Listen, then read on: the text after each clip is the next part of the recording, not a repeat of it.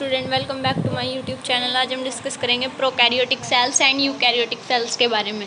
तो पढ़ लेते हैं प्रोकैरियोटिक सेल्स क्या होती हैं और यूकैरियोटिक सेल्स क्या होती हैं। सबसे पहले तो हम ये पढ़ लेते हैं कि सेल्स होती क्या है। Organism are also classified on the basis of cell present in them, यानी कि ऑर्गेनिज्म कोशिकाओं के बिहाफ पे भी डिवाइड किए जाते हैं जो कि based on sale rather the nuclear membrane present और एब्सेंट, यानी कि ऑर्गेनिज्म में न्यूक्लियर मेम्ब्रेन प्रेजेंट है या नहीं है उसके बेसिस पे भी हम उन्हें डिवाइड करते हैं। Cell classified into two type, इसी बेसिस पे सेल को दो टाइप में डिवाइड किया गया है, prokaryotic cell and eukaryotic cells. सबसे पहले प्रोकैरियोटिक सेल्स पढ़ लेते हैं। Organism with cell in which the nuclear material are not bounded by definite nuclear membrane are called prokaryotes, यानी कि वो ऑर्गेनिज्म जिसमें न्यूक्लियर मटेरियल बाउंडेड नहीं होता, कोई डेफिनेट मेम्ब्रेन नहीं होती, उन्हें प्रोकैरियोट्स बोलते हैं।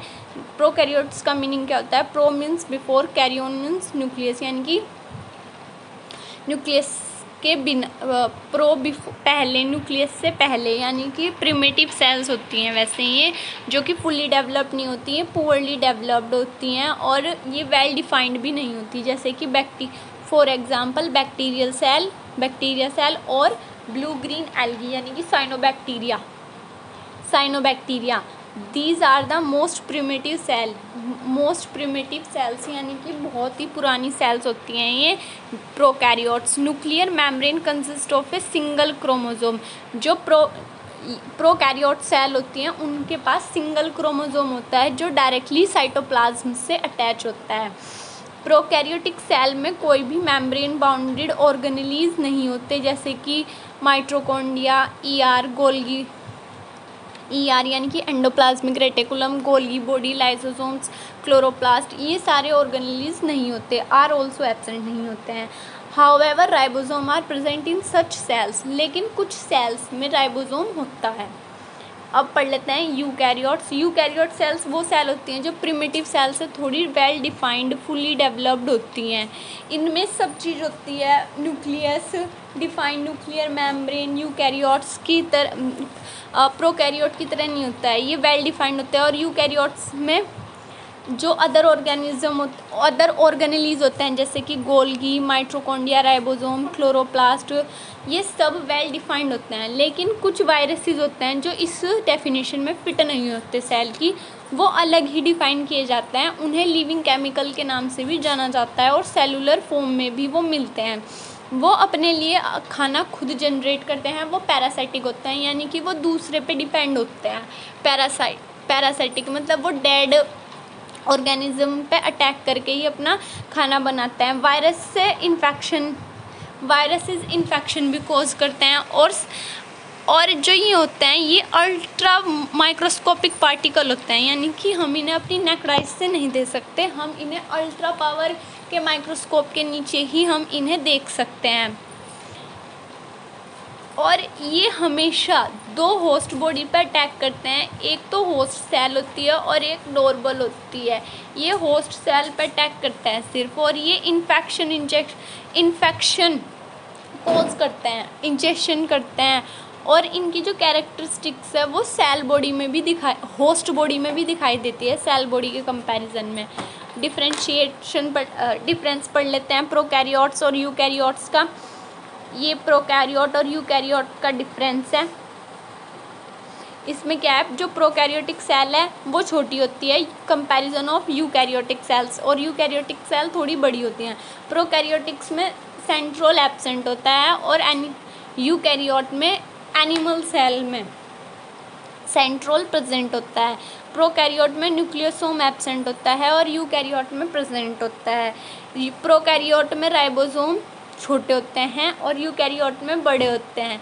ये प्रोकैरियोट सिंगल क्रोमोसोम होता है और यूकैरियोट में मोर देन वन क्रोमोसोम होते हैं, यानी कि एक से कहीं ज़्यादा होते हैं।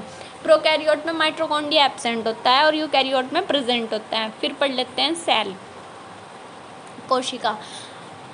According to Loewy and Siekevitz 1963, दो साइंटिस्ट थे, इन्होंने बताया था cell is a unit of biological activity, यानी कि जो सेल है वो बायोलॉजिकल एक्टिविटी है, surrounded by a selectively permeable and capable of self reproduction. इन्होंने बताया था कि जो सेल है, कोशिका है, वो बायोलॉजिकल एक्टिविटी परफॉर्म करने के लिए यूज़ होती है और ये सेल्फ रिप्रोडक्शन करने के लिए भी सक्षम होती है। फिर सेल शेप, यानी कि कोशिका की जो शेप है, यानी कि कोशिका का आकार कैसा होता है। Shape of the cell are related to their function.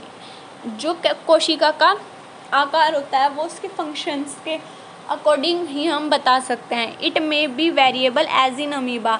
Amoeba एक ऐसा यूनिसेलुलर ऑर्गेनिज्म है जिसकी कोई फिक्स्ड शेप नहीं होती, वो अपने अकॉर्डिंग वो किसी भी शेप को ले सकता है।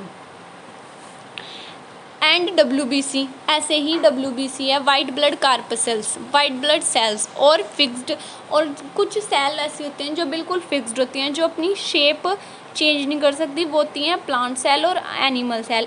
जैसा भी बताया कि अमीबा यूनिसेलुलर होता है, सिंगल सेल होती है, वो यहाँ पे है। अमीबा सिंगल सेल्ड और एनिमल, यानी कि अमीबा जो है वो सिंगल सेल ऑर्गेनिज्म है। During locomotion change its shape, लेकिन जब उसे लोकोमोशन करना होता है वो अपनी शेप चेंज कर लेता है। किसकी मदद से? सूडोपोडिया की मदद से। जैसे कि यहाँ पे ये है भी, similarly leukocyte also change their shape. ऐसे ही उसमें बताया जाता है कि जो ल्यूकोसाइट है वो भी अपनी शेप चेंज कर लेता है। किसकी? जब वो सूडोपोडिया प्रोड्यूस करता है, वो उसे हेल्प करता है अपनी शेप चेंज करने के लिए, और वो एक इरेगुलर शेप भी ले लेता है, यानी कि वो रेगुलर नहीं होती, वो डेफिनेट नहीं होती, वो इनडेफिनेट शेप में काउंट होगा।